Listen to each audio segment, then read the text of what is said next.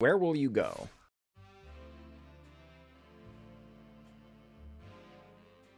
Greetings, everyone. I'm glad to be here, and I'm glad that you are here. Today's jank is a deck I'm affectionately referring to as Davriel's Absolution.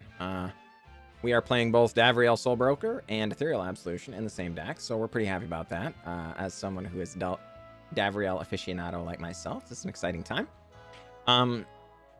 What's the point of the deck? Well, this is made in the mold of some of the old rock decks from kind of way back, where you're really efficiently, you're attacking your opponent's resources and trying to use efficiency to your advantage, where we have quite a few 1-for-1s, but then we make up card advantage either through Planeswalkers, Davriel, Kaya, or Liliana, or just cards that do more than 1-for-1. So Mastermind Tome will draw us more cards than just the one.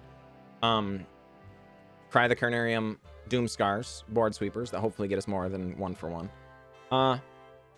And then, you know, Key to the Archive, which gives us some ramp up to our big finishers. Again, Ethereal Absolution, a very, very scary magic card. Our creatures get bigger, their creatures get smaller, and is a win conditional on its own as long as our opponent has some number of creatures in the deck.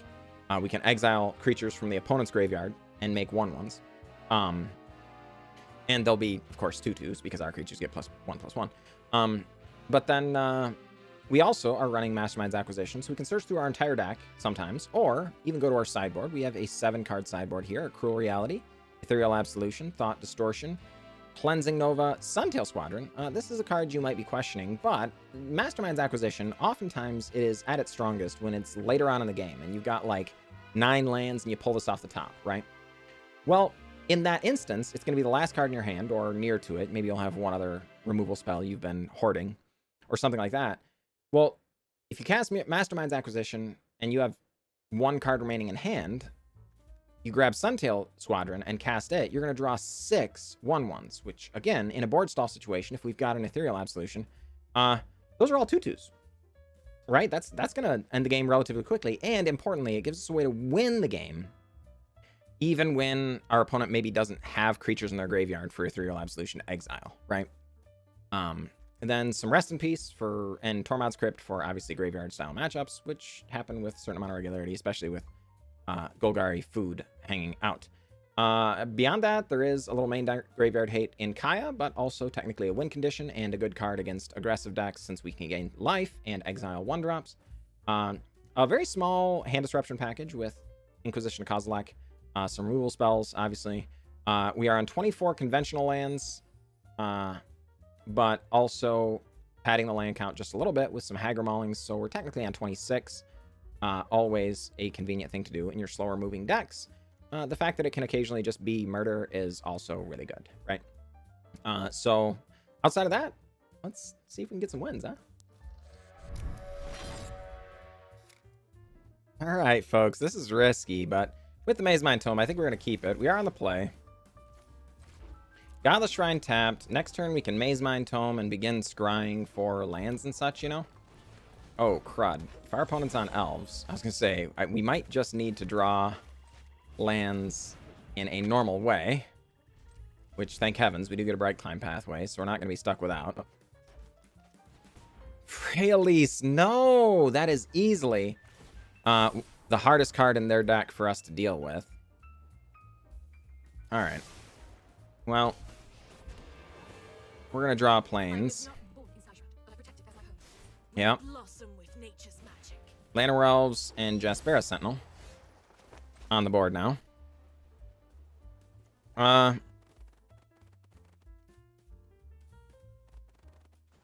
Well, we need to find an answer to this Freyalise before we lose the video game, you know? And that eventuality is rapidly approaching. So, oh, crud, folks. Yeah, this is a serious bummer. All right. Well, try the Carnarium. And pass. Freyalise can actually ultimate right now, which, if they can advance their board at all, they might do it. They might do it anyway, just because they need to hit land drops. They do. Yeah, our opponent going to draw 4 cards here. Good lord. Really, really needed to get rid of that card. Did not happen, though.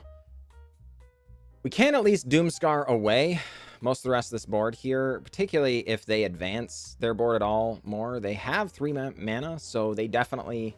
And a 4th mana if they have a land drop in there, which I assume they do. They theoretically could advance the board even more, which we could get a 4-for-1 with our Doomskar as well. Problem is, we're then down to the bare bones of a hand, and they still have a full grip, right? So, not looking good, but it definitely could be worse here, because we do at least have the answer. Okay, they cast an Elvish Archdruid. That's very, very good, because it is arguably the best card in their entire deck. So, the fact that we've already gotten rid of one, we're going to be able to get rid of another one, is very, very good. Oh boy, holy crud. Well, that's awesome. So I guess we're going to save that for actually drawing cards in the future. And we sweep them away. Opponent makes a land drop. Collected Companies? No. Imperious Perfect. And passes. Okay. I guess we're going to Key to the Archive then. Draft a... or an... Approach or Regrowth. Regrowth would get us back Doomskar. Approach gives us a, clearly defined win condition. I think it's just going to be Regrowth, though. We're going to get rid of this Maze Mind Tome because we have 2 Masterminds acquisitions in hand. So we can go and find Ethereal Absolutions. Once you get 2 Ethereal Absolutions on board, it's really difficult for your opponent to play Magic, right? All right. Opponent doing magical things. Yeah, I think we're just going to do this right now. Yeah. I think we actually just want to destroy them. They don't typically have any way of getting things back from their bin. And we do have Ethereal Absolutions to make those creatures into flyers of our own, and that's so the Ethereal Absolution from these Masterminds acquisitions would not just lock our opponent out of the game, but also with this many creatures to exile, it would give us a direct path to victory, which again, I'm not sure if Miss Nicole recognized that or not, but it was enough either way. Good game, Miss Nicole. Good game. Right, folks. This is a sketchy hand, but I'm keeping it. I'm keeping it. All right, Spire Bluff Canal. Dragon's Rage Channeler. Oh, crud. Well, we may yet regret that decision. Castle Ardenvale. We don't have any planes in our hand, so this is a tapped land. But that's okay. We're going to play it anyway. And Lottery Discount's going to make another Spire Bluff Canal as a land drop. Dragon's Rage Channeler going to probably do a little bit of surveilling. In fact, it does. As our opponent casts Faithless Looting, surveils a mountain away. And 2 Arclight Phoenixes go to the bin. Ouch. Good lord. Something's telling me there are going to be Arclights in our future. So we're going to go Swamp and pass. Our opponent goes Expressive Iteration. And surveils to the top. Gets to look at the top 3 cards. Put 1 into their hand. 1 into exile. 1 on the bottom. We don't know what goes to their hand. The card that's exiled is Young Pyromancer. And a Steam Vents tapped is what makes it to the board. Dragon's Rage Channeler gets in. Yep. Okay. Well, I guess we're just gonna keep playing lands and passing. This is terrifying. But the Vanishing Verse does give us a little recourse to these Arclight Phoenixes? Phenozes? I don't know. Phoni? I don't know. So opponent finally making land drop here with an island. And 2 more spells get cast. Bring back a couple of phoenixes. Consider. Opponent surveils. To the top. Draws. Opts. Surveils. A lightning axe away. Yeah. And the phoenixes come back. This hit isn't going to be as bad as it looks because when all of the creatures come out of the bin, Dragon's Rage Channeler are going to lose Delirium here. So we take 4, which admittedly we're not happy about, but you know, obviously could be worse. Yeah, I don't think we have a choice. I think we've got to go for Key to the City here. Yeah, and going to get rid of a Brightclimb Pathway, I suppose. This way, next turn, we can potentially Ethereal Absolution. Also, possibly just Time Warp. You know, we're not sure. Opponent goes Surveilling. Leaves it on top. Interesting. And Expressive Iteration adds 1 to hand. Folks, this is a really, really good hand. Our opponent had 3 Expressive Iterations. I think Expressive Iteration is the best card in their deck, honestly. All right, Dragon's Rage Channeler, number 2, comes out of the hand. Yep. And can our opponent get a creature into the bin now? That's the question. If these gain... Opponent considers... that's not good. If they get Delirium, this is pretty scary. Consider comes off the top. Steam Vents comes off the top. Consider actually resolving now Prismari Command. And the opponent opts going to surveil some more. Good heavens, folks. Goes to the top. Goes to the top. Opts to the top. And we take 4 more. Inconvenient. All right, well. So, Ethereal Absolution. Inquisition. Holy cow. They had a very, very strong hand. All 4 Expressive Iterations in the top half of their deck, folks.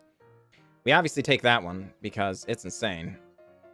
Opponent does have a Faithless Looting and extra lands here, so they're, you know, also basically free. All right. Opponent, Faithlessly Looting, sends away a land and an Arclight Phoenix. I wouldn't say we're thrilled about that, folks. All right. Den of the Bugbear comes down. Dragon's Rage Channeler comes out. This time it does have Delirium. And 2 damage coming in from Arclight Phoenix. Okay.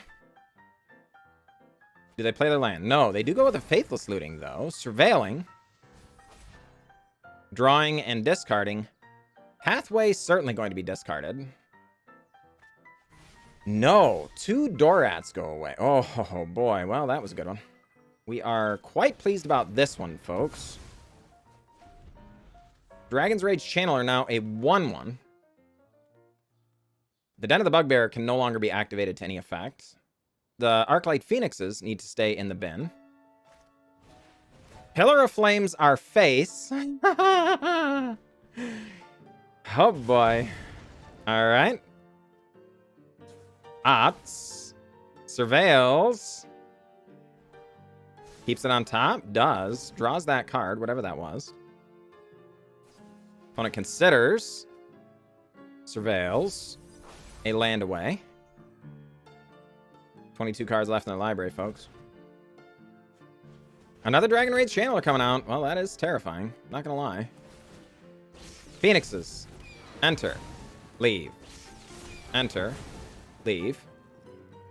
Dragon's Rage Channeler gets in. We take the damage. Alright. If we shock this in...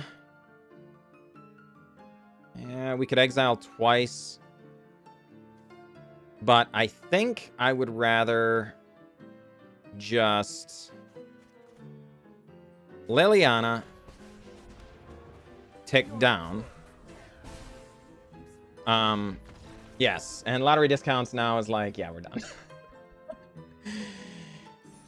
Yeah, that was terrifying, to be sure. Our opponent definitely, you know, in a pretty good spot there for a minute or two.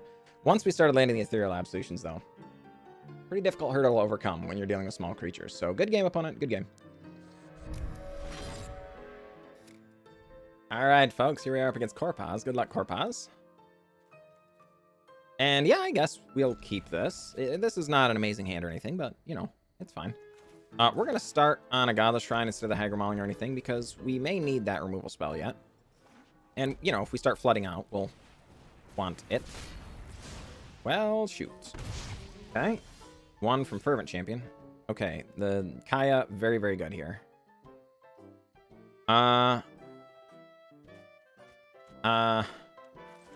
Okay.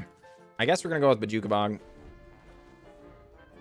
We could have shocked in the Vanishing Verse, but, like, unless they have another Fervent Champion, you know, that might just be a losing proposition where we take extra damage for no reason, you know.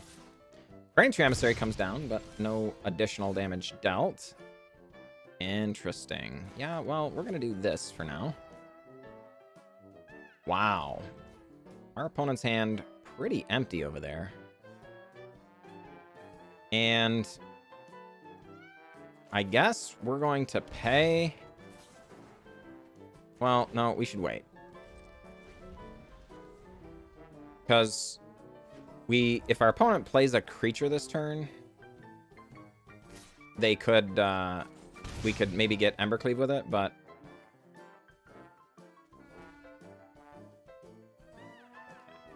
Well, our patience just ended up costing us more life, which is inconvenient, but I think that's fine. Alright. And Kaya, Orzhov Usurper, going up. Exiling their graveyard. Yeah, that was kind of dumb, folks. I should have done that differently. Burning Tree Emissary goes after our Kaya. I'm not dead yet. She's not dead yet. She thinks you should try harder. Alright, so let's do this first. Actually, wait. I guess we can Davriel kill the Burning Tree. Originally, I was thinking I might key to the archive, but considering we know they have a land drop, they almost certainly would just Embercleave next turn anyway. So I guess this line makes the most sense. And if we're going to do that, then we can at least gain some life from it. Yep. Gain 2 life, up to 15 points of the life. Opponent makes a land drop. Casts a Fervent Champion. Well, that's unfortunate. Opponent going to kill our Davriel. They should kill the Davriel here. I know the mono red deck typically doesn't want to bother with this, but yeah, this is absolutely the correct play, I think. All right, well, we're going to exile the Fervent Champion because it's of mana value 1 or less. Cast a key to the archive, which is nice. Well, I think we're going to Krosan Grip. So that we can get rid of the Embercleave we know about. Opponent, thinking about it, elects not to do whatever instant they had. Opponent, Burning Tree Emissaries. Add some mana. Does that mana get spent? Land. Cast the Embercleave now? No. Elects not to. Interesting. All right. And we get the Vanishing Verse? Well, darn it. Submit 0. So I guess Be gone. We're just going to foretell and hold up Krosan Grip. I'm not going to pretend to be, like, thrilled about this situation, you know? But think it's also fine. Burning Tree Emissary. Where will you go? At our face. Alright. Embercleave comes out. Croson Grip comes out. I think we're still going to have to leave up Vanishing Verse as well, though. Frostbite hits Archaea. Inconvenient. Alright, fine. Well. Eldest Reborn. Burning Tree goes away. We're going to hold up the Vanishing Verse. Do we get back Kaya? Or Davriel? Kaya can gain us 2 life. Well, that's inconvenient. Alright. We liked that card. Opponent, forced to discard, but doesn't have anything to discard, so it doesn't really matter. Eldest Reborn going to pop. I think we're going to go after Davriel. Our opponent doesn't have a lot of resources. You know, no cards in hand and stuff. So, just plussing Davriel makes things awkward on our opponent, you know? Admittedly, gaining 2 life and then continuing to exile the bin and all that will gain us even more life and all that stuff. Like, that's also very good. But I think... Well, shoot. Yeah. I think this is still just better. So let's do that. Go down. Accept a condition. Creatures get 2-0. I mean, I guess. Okay. And we'll just exile 2 cards from our hand. This is fine. Hold out the Vanishing Verse. We have a Doomskar. Yeah, this is good. No permanent setback. Opponent does have the Frostbite, though. Come on, man. Bummer. All right, that's fine. Do we Eldest Reborn now? No, let's just wait. I don't think there's a reason to do this prematurely.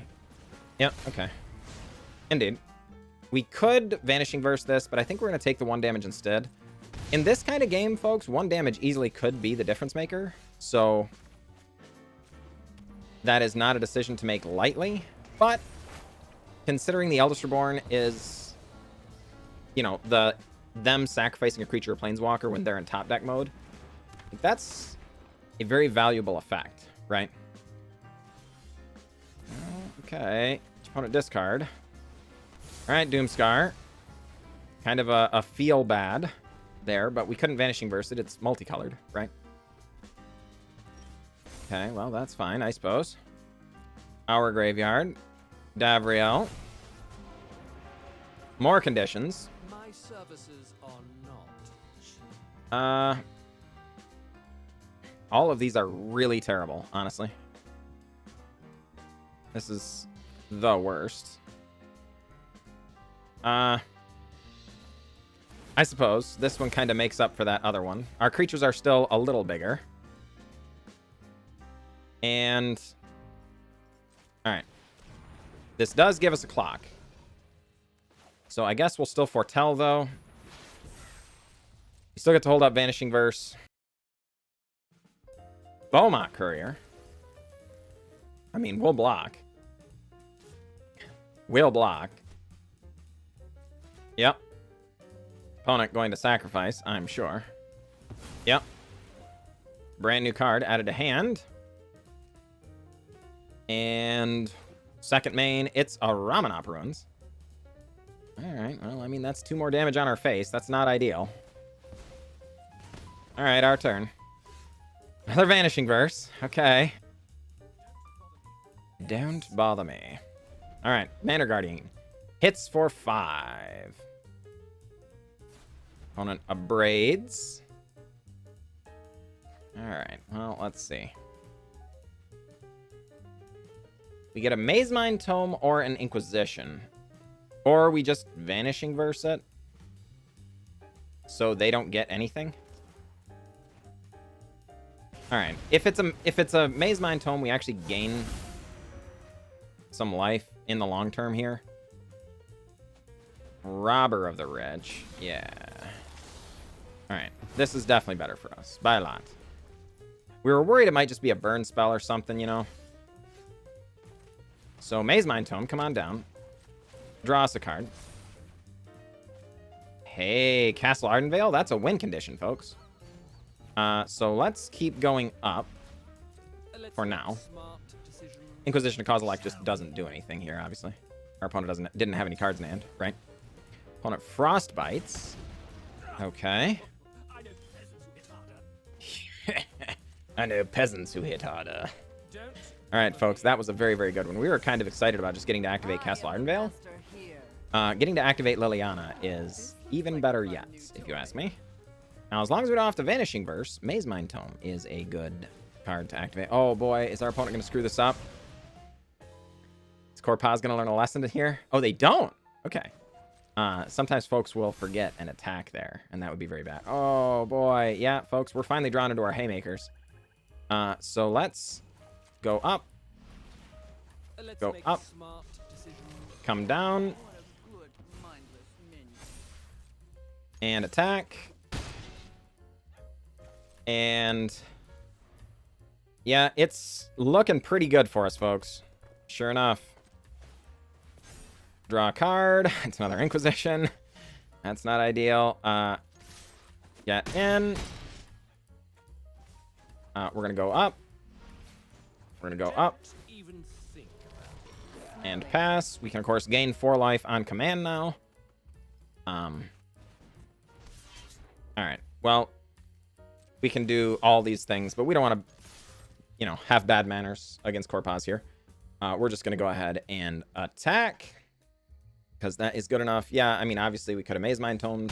We could have Ethereal Absolution. We could have Castle Ardenvale, stuff like that. But, you know, Corpaz letting us swing in for the win as a gesture of good faith, I'm sure. So, we will not exercise any bad manners in that respect. So, GG, Corpaz, GG. We are back, and I'm telling you, this was a blast. We actually played this deck on stream a little bit ago here, and we did really, really well. Went 13-5 on stream, so it was whatever, a 73% win rate. Gotten racked up a few more wins now, though admittedly, we also got a little bit unlucky. I'm not sure how many of those losses we're actually going to end up showing. We try and show games that are entertaining, you know. So the win percentage likely maybe dipped a little bit, but it's still a very, very good deck. You could absolutely take this deck to Mythic, no question about it. Depending on the sorts of things you're expecting, maybe you might change things a little more. You know, if you're seeing a lot of Phoenix or Golgari Sacrifice or something like that, you could even maybe run a main deck Rest in Peace or two. Maybe if your meta is a little slower moving, maybe some more Ethereal Absolutions, you know, when you end up playing, the ladder looks different, you know. It is true that this deck does lack some number of win conditions, you know, like it's a little bit, once it comes time to like, okay, we've got the game locked up, we just need to find a way to win the game, that can be a slow moving process. For the most part, I think the Stranglehold is good enough in this deck that there aren't going to be too many of those games slip away from us. But in like a burn style matchup or something, if they can get us down to 5 and then we stabilize, we can't gain that much life. So maybe if they just top deck a burn spell, top deck a burn spell, top deck a burn spell, like they could kill us, right? So I could potentially see maybe also going with something more like more Maze Mind Tomes. It could be, and one of the cards that is up in the air for me is Key to the Archive. This is a very, very strong card. First of all, it ramps us to our big finishers, like Ethereal Absolutions and Lilianas. It gives us enough mana to make Mastermind's acquisition not too cumbersome. And it also allows us to draft cards that, you know, all these cards are pretty good, folks. They are very, very strong Magic cards in here. And many of them pretty universally useful. Only a few exceptions there. So it's quite possible we want all 4. It's also possible we want none. Maybe this is just better off as 2 more Maze Mind Tomes. Maybe we just want to stick to the plan, just keep drawing cards, just keep removing creatures, just keep drawing cards, just keep removing creatures, and like that, and move on. The fact that this can get Approach the Second Sun with a certain amount of regularity is also another thing that kind of makes you wonder, like maybe this is what we're supposed to be doing, right? Is leaving Key to the Archive in for the potential of a more direct win condition. Sometimes you just resolve a Key to the Archive, resolve an Approach the Second Sun the next turn, and just wait a couple of turns and win the game, right? So I don't know. You could look, maybe add more of these or remove some of these. I'm not sure, which. Similarly, Eldest Reborn. This card has always felt really good every time we cast it, basically. So it's possible maybe it's just better if we have 4 Eldest Reborn instead. It would actually even out the curve a little bit, since we have, very few 1s, a few 2s, some more 3s, a ton of 4s, then, a fewer 5s and stuff like that. So maybe we could do that. The problem with that idea is that some of these 4s are actually also lands. So if we put these in the land drop slot that occasionally cast as a spell, the curve is already kind of flattened out quite a bit, right? There isn't, moving these doesn't really matter so much, and it would up the average CMC of the deck, take out a little ramp. So I don't know. I would be interested to see what you folks hear about it. The other card that is up in the air is this Castle Ardenvale. And not whether or not it should exist. I think it's absolutely should be. The question is whether or not there should be more. With Ethereal Absolution on the board, our creatures get bigger, their creatures get smaller. And again, we've kind of struggled to win the game. The fact that we could be having our land when we're kind of in top deck mode, we've got a Doomskar Foretold and a, Vanishing Verse in hand, and we just keep top decking lands or something. The fact that we can start activating Castle Ardenvale and make 2/2s if we have Ethereal Absolution down, that is one of the main plans of the deck, is get Ethereal Absolution down. And with 2 in the main, 1 on the side, that means we essentially have access to them regularly with Mastermind's acquisition. It's not outside the realm of possibilities. And just start making 2/2s every turn is a very strong proposition. It's possible this is just a better card than the Castle Locthwains, so maybe we're supposed to be on like 2 Castle Ardenvales or maybe even 3 and changing up the mana base somehow. If you guys decide to do this, definitely let me know. We had several folks on stream decide to build this deck, and we're talking about playing it, and everybody seemed to be really enjoying themselves. So I would definitely be interested to hear your perspective as well, should you choose to, build something similar to this, right? Without further ado, though, I'm going to go ahead and sign off. Thank you all for watching. And if you wouldn't mind subscribing, folks, seriously, it really, really helps the channel. I need to get to 1,000 subs before we can be monetized and stuff. It's kind of an interminably long way from now, so it would help a lot if you did that. So appreciate you. You folks have a wonderful day, and I will catch you next time.